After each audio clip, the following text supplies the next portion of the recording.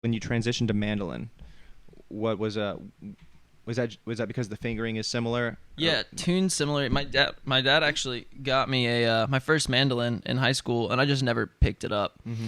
And then I was getting bored with viola senior year, and the song "Going to California" by Led Zeppelin. Absolutely. There's mandolin. That was the first song I learned on it,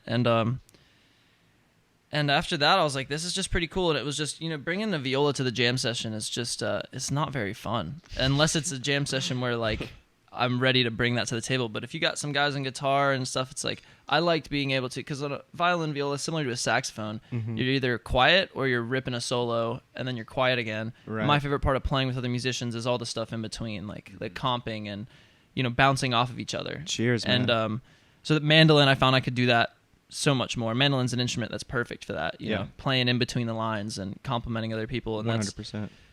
That's why I really started liking mandolin, and it was just more fun to like bring to a guy's house, have some beers, and jam out, and you can just sit back in it and not have to be like thinking really hard about a viola solo. True that. Yeah.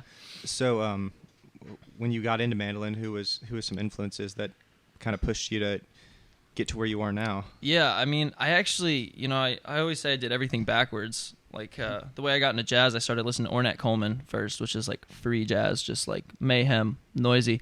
And then I eventually got back to bebop and then classic stuff. I got into mandolin the same way. I didn't listen to mandolin greats or anything. Like I said, Led Zeppelin.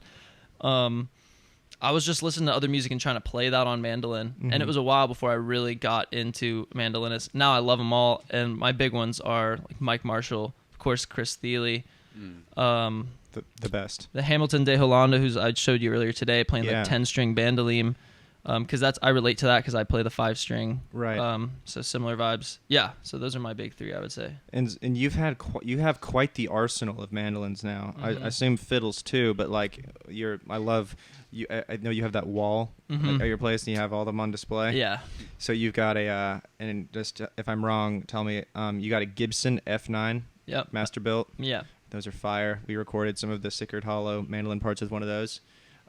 You've got the Man PRS mandolin. Yep, 5-string. And that one's fucking awesome. And then I know you brought it with you. You have something called a jazz bow. A jazz bow made by Arrow Guitars. He's out in Oregon. Yeah, I can get it out real quick. Yeah, please. Yeah. Or he brought that. Well, is this the thing that he had with him last night at the show? Yes. Oh yeah, I was drunk. I was like, you should play that, man. Yeah. I guess I'll just prop it up for a second like that if it'll stay, maybe.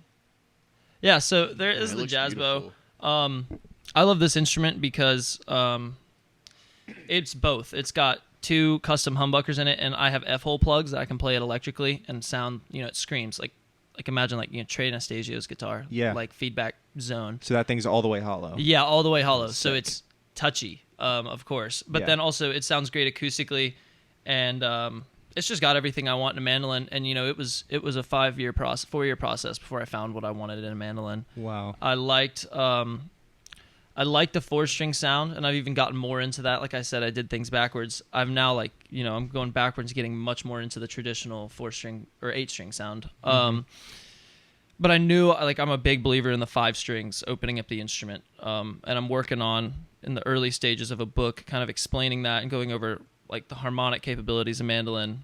And I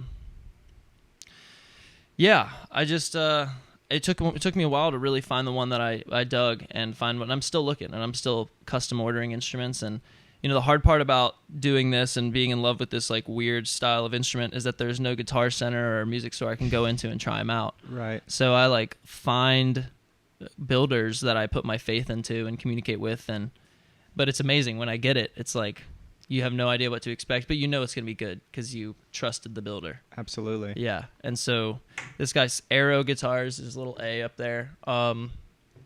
Really, really great builder. And I'm actually going to have a new man coming in December. Oh, wow. Yeah. Can you tell us about that one? It's I wanted it to be like kind of because I'm going more in the jazz route. This is a fully hollow body, and I can play it acoustically. I'm kind of wanting to go for the Gibson 335 sound. That's so awesome. Semi-hollow, like a block under the bridge, 2 P90 pickups in it, like Sick. bridge and neck position. And, I decided it's a year-long wait time. So I ordered it in December. I'll get it in Wow. December. And because of that, I was like, I'm just going to dump some money into it. Got like a nice inlay that he's going to put into it, and got to choose the wood that I wanted to be in. That's awesome. As much as I love playing them, I just love collecting them as well. Dude,